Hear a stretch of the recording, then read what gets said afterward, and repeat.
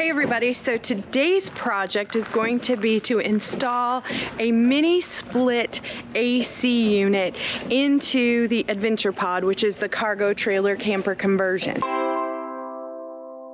There was a lot of discussion about what kind of air conditioner to use for the cargo camper, and there were a few different options that we considered. One was a window unit, one was a mini split AC system, and the other was an RV rooftop system.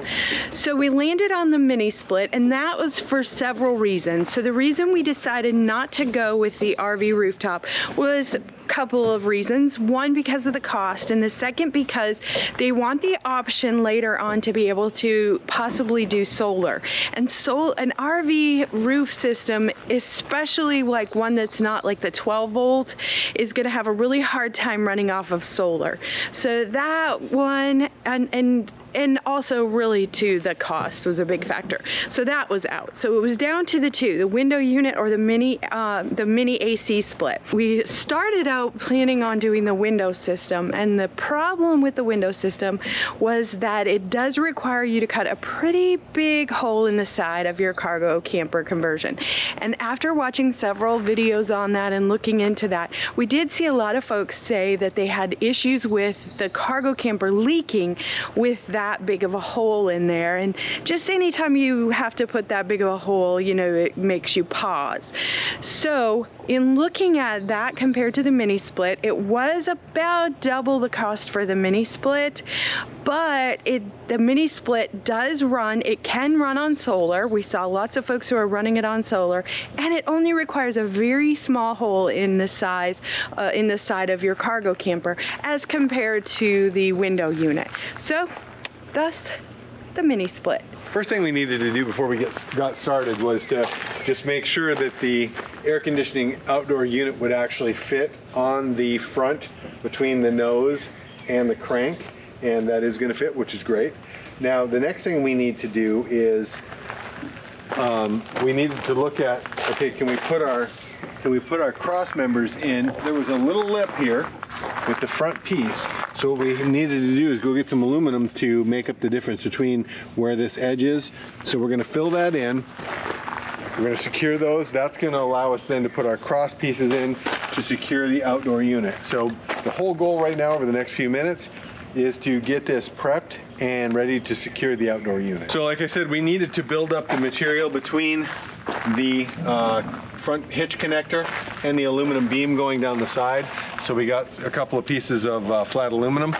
We're going to cut those in half, place those in between here, and secure those in so that it makes everything level. It may have been hard to understand what I was saying about making this level. So what we've done is we've cut these two pieces of aluminum to sit on this frame rail, and by doing that, it makes it level with this tongue.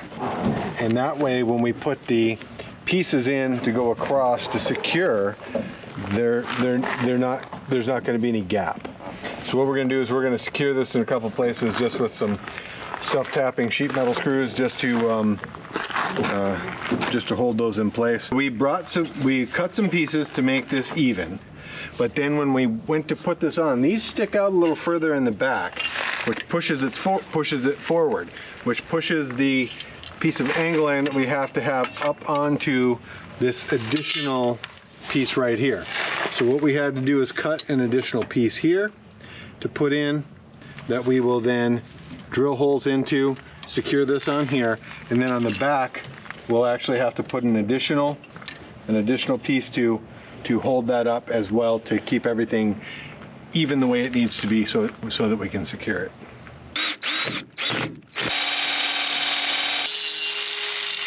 So what we're going to do is we're going to lay these pieces of angled aluminum kind of centered in their spots where we think they're going to go, and we're going to do another trial run of setting it in on top and making sure where things are, because the feet aren't exactly even, because you got a little bit of extra that sticks out on this side.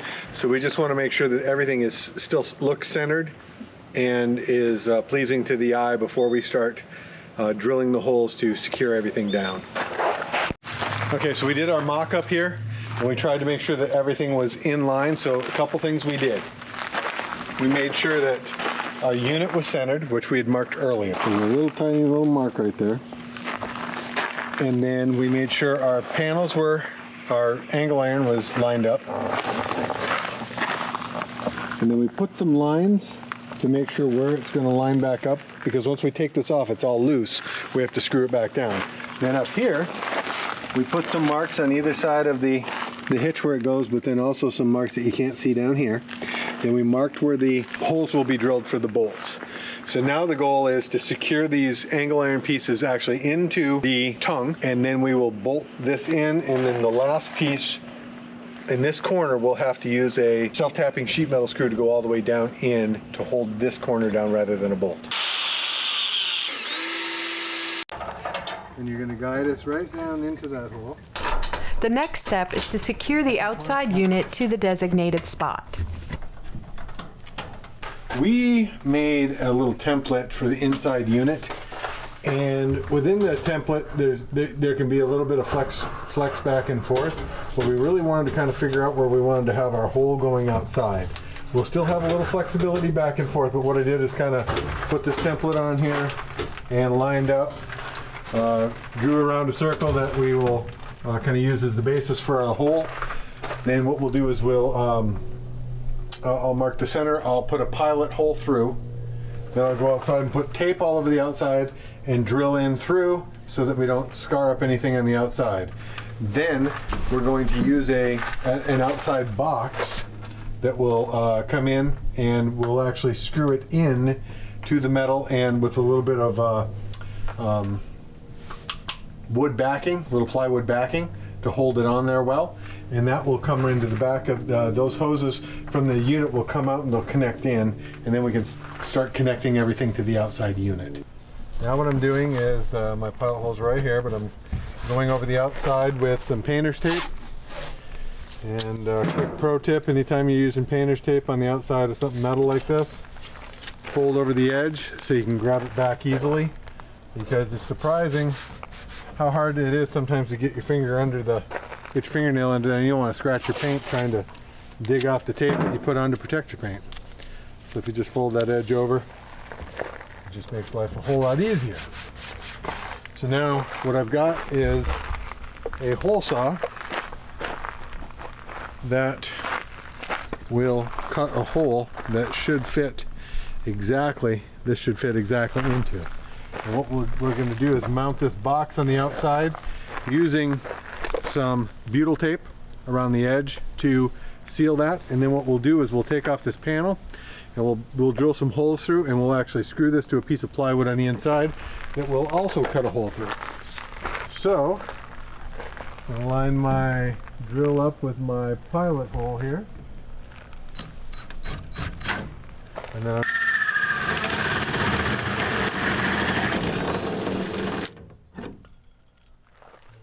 I got a piece of plywood backing that I'm going to drill a hole through as well, because when I put this in, I'm going to screw this in to the wall, and when I do, I want it to have something good to grab onto on the inside. So now what I'm going to do is I marked my hole so I can make the hole in the plywood, so that'll fit right through it as well. I am putting butyl tape around the hole that for the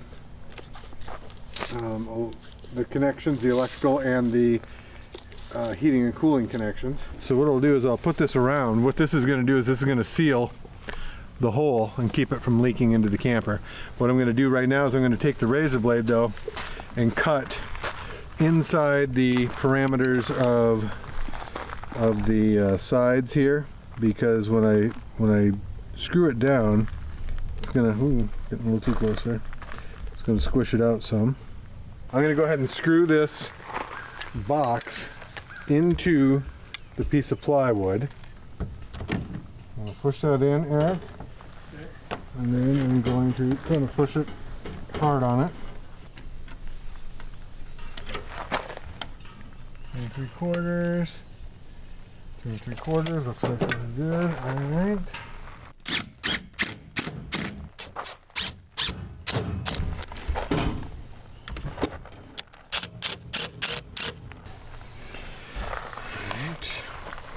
going to wire the 110 from the outdoor unit to the interior fuse box, and we're going to use 12-2 wire to do that.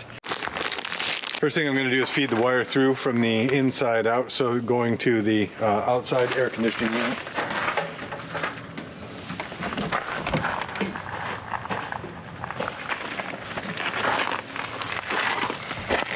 I'm going to strip the wires so that I can get them connected.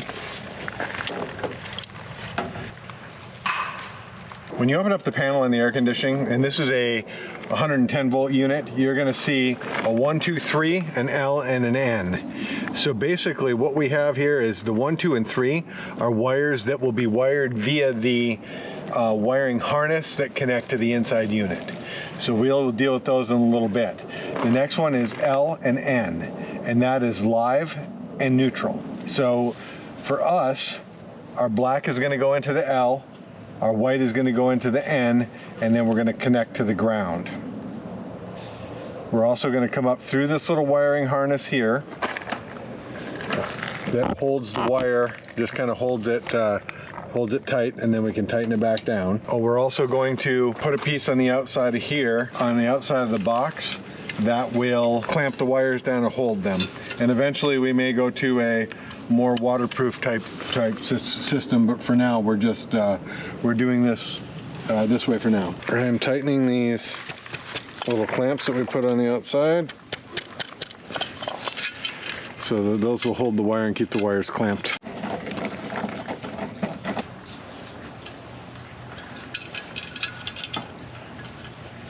I said we weren't going to bring in the wires for the indoor unit, but we're going to go ahead and put those in as well.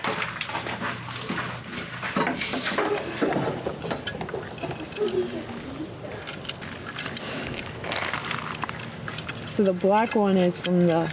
This is from the indoor unit.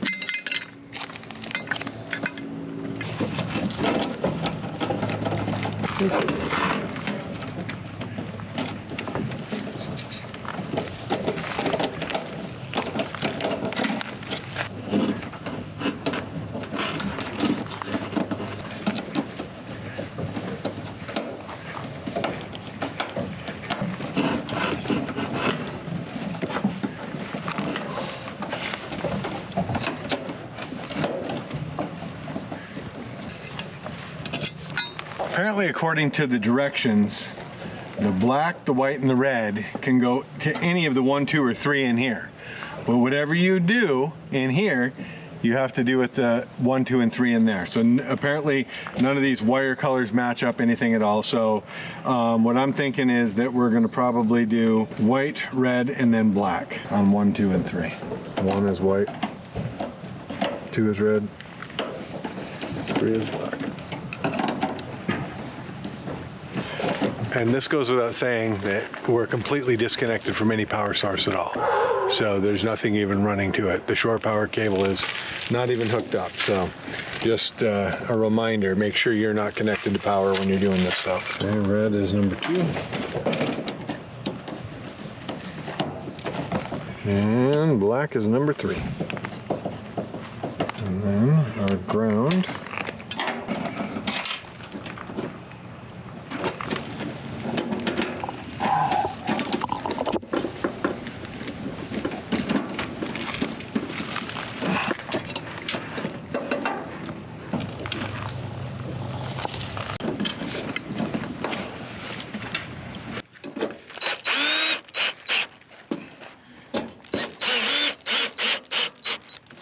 We decided to put an additional piece of pipe coming down through here to cover up the wires as they travel into, and the eventually the coolant hoses as they travel into the camper. So what I did is cut a piece of this 28 inches. We may pop this out and adjust it size-wise later depending on how big the coil is. But we're going to go ahead and feed it over the lines so that they can go up through it and inside.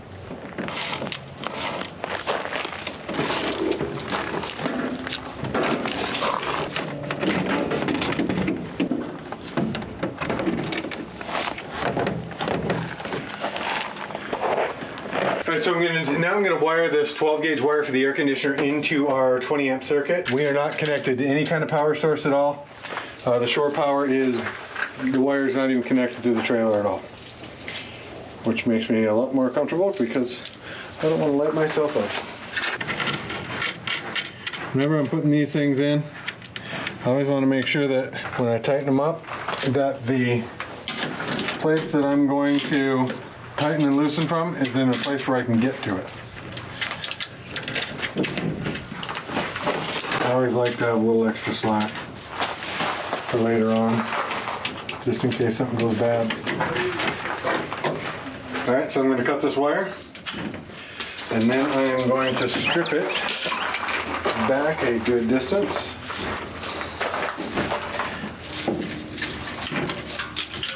Bring in my ground. What I'm going to do is I'm going to open up I have one slot left. These small boxes don't give you a whole lot of neutral bar area. So I'm going to put that up out of the way. So we're going to be going basically right into that. Okay, now I'm going to leave that loose because the white also goes into the neutral bar.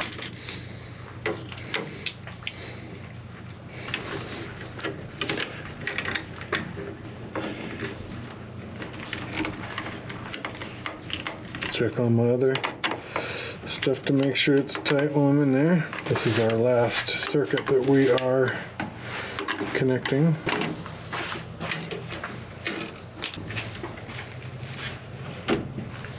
Okay, so my black wire has to be connected to the circuit breaker and the breaker.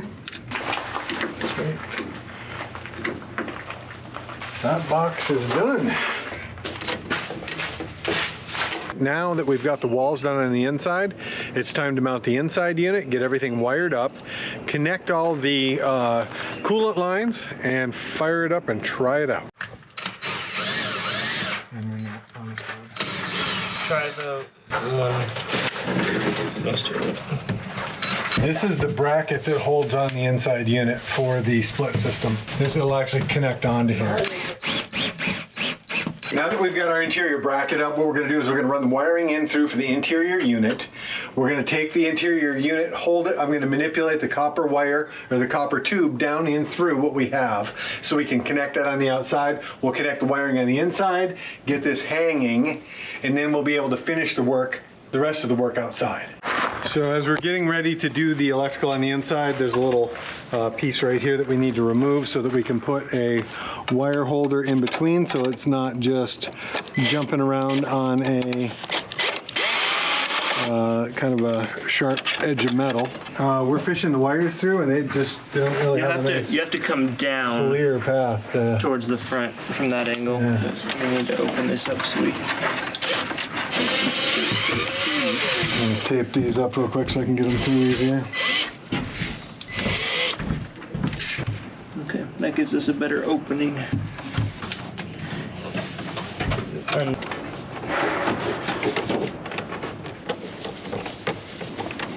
We are wiring these the way I took a picture of what we wired up front. The colors don't matter as long as you have the same color for number 1 here that you do outside, for number 2, same outside, 3, same outside. So ours, we're using white for number 1, red for number 2, and black for number 3.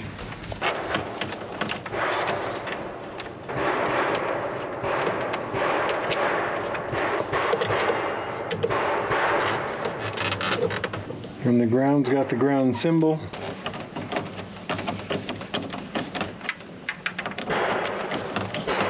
Tube next. So they got to come through at the same time because the. And then I'm going to have you take it back in, and I got to bend it some more because right now I'm starting to get the bend going. Yeah, you've got like 3 inches maybe. Yeah, come as far as you can. We're flush up against the wall. Kind of, yeah, keep coming, bringing it down towards the floor now, basically.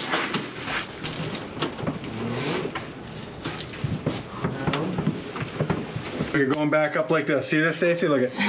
You're like this, and I'm trying to get it down through the hole as you're bringing it back but we up. don't have much space to move because the hole is very small. Yeah. Couldn't play with. You guys just keep it coming. Yep, there you go. There you go.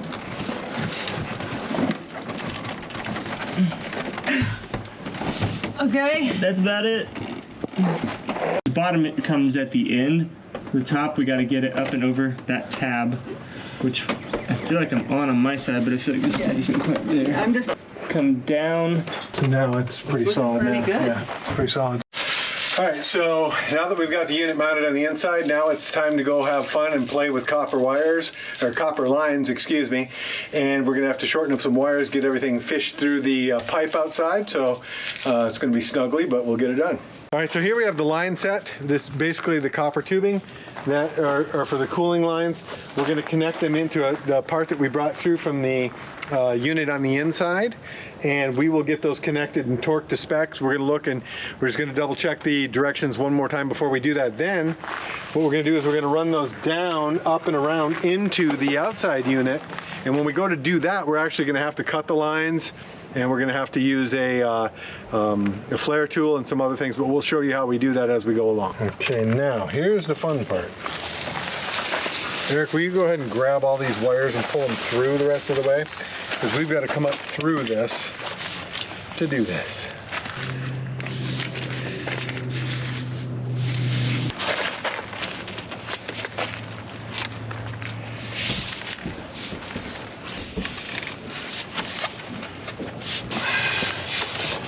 First thing I'm going to do is take this little black cap off, and then I'm going to connect this pipe to it.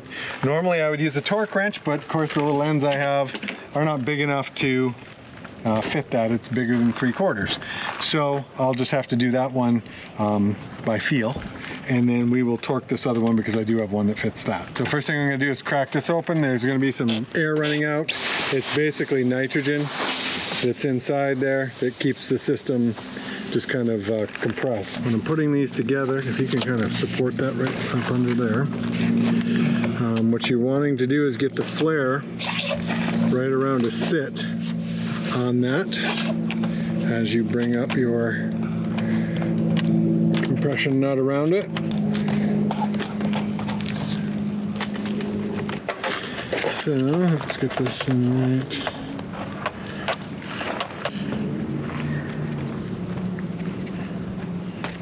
All right, that feels about right.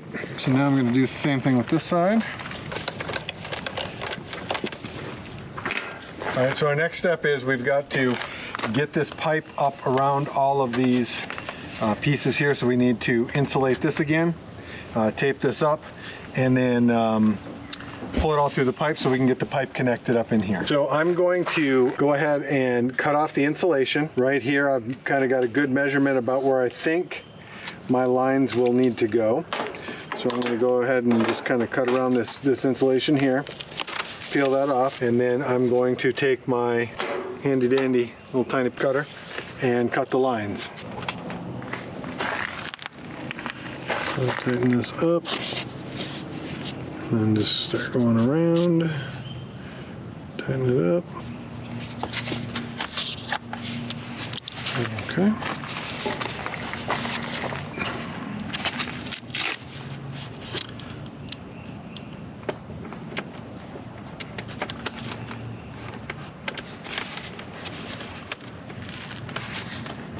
All right, so we don't have a deburring tool, but what we're going to do is we're going to use some needle nose pliers to kind of go in and just kind of ride right inside, kind of spreading that burr out a little bit, not too much force.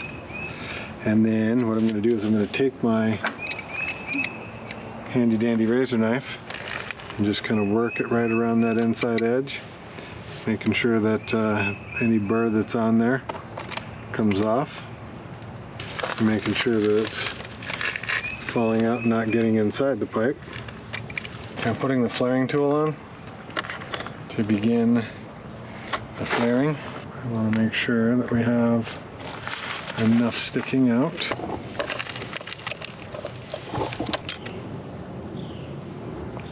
Okay. Yeah. Get on. Mm-hmm. It looks a tiny bit more.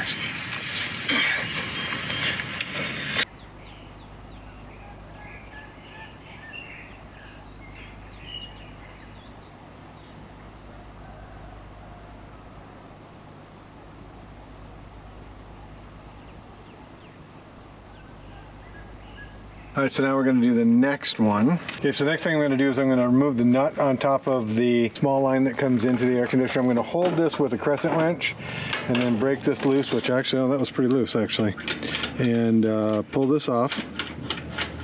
So then once this is off, I'm going to bring my line over, and I'm going to do a little bit more finagling here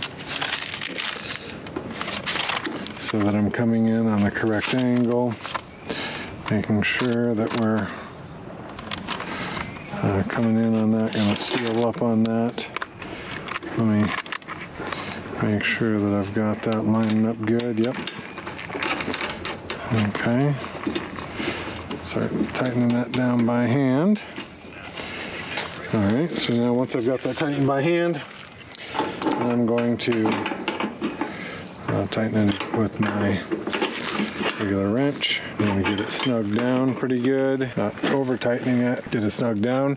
I'm going to loosen it up a little bit, about a quarter of a turn, then I'm going to tighten it back down again. All right, so now the next thing I'm going to do on this bottom one is the same thing. I'm going to kind of get my crescent wrench on there. Alright, so now, just like the other one, I'm going to bring this over and get it on the appropriate angle.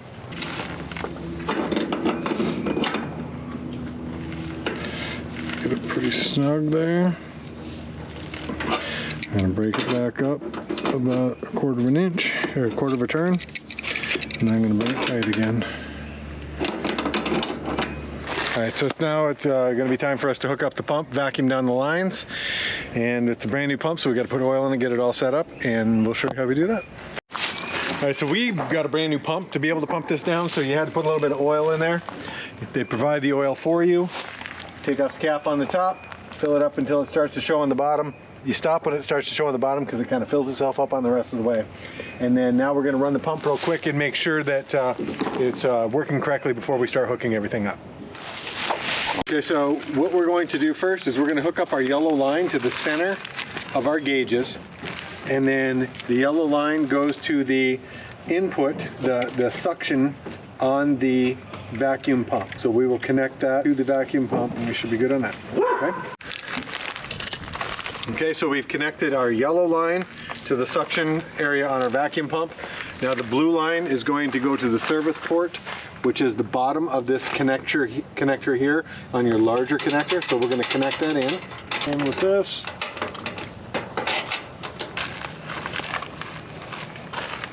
all right, so we've got our red side closed. We're going to open our blue side. We're going to turn our pump on, and the vacuum gauge should show us going down to about -30. So if we follow it open on this side, closed on this side, we'll turn the pump on. You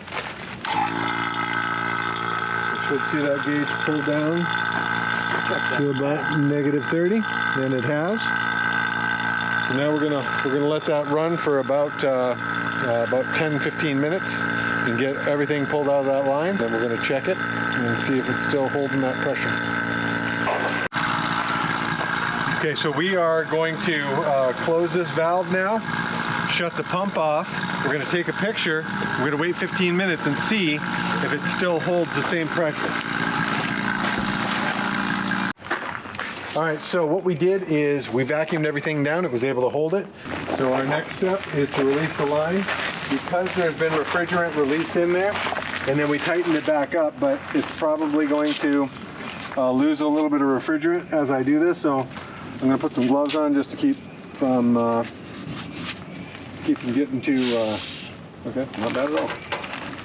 All right, okay, so that was easy. And then I'm going to take my line off my pump, and we'll get the gauges out of here. We'll get this kind of cleaned up. I'll get my caps back on.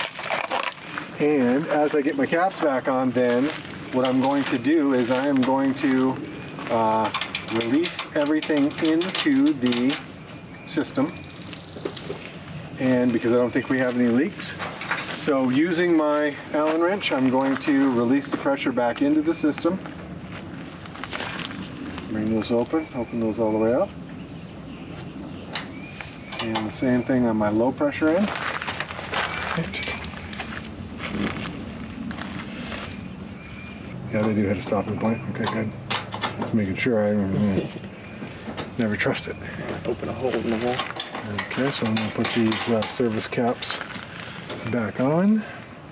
I can take these gloves off.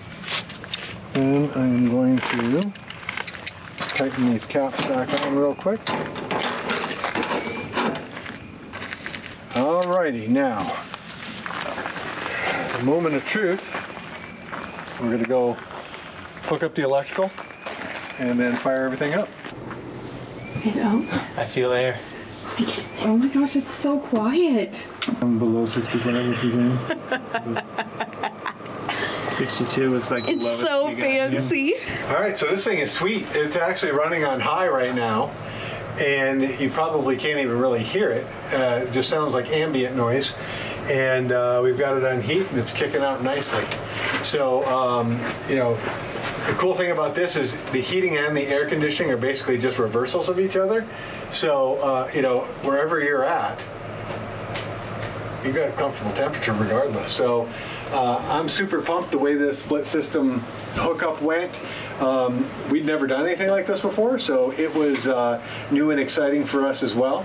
So for more videos like this, you can click on the video on the screen, or you can go to our channel and click on one of our playlists. If you found value in this video, go ahead and hit that like button and also subscribe to our channel. And as always, doing things yourself saves you money and allows you to be free. See you in the next video.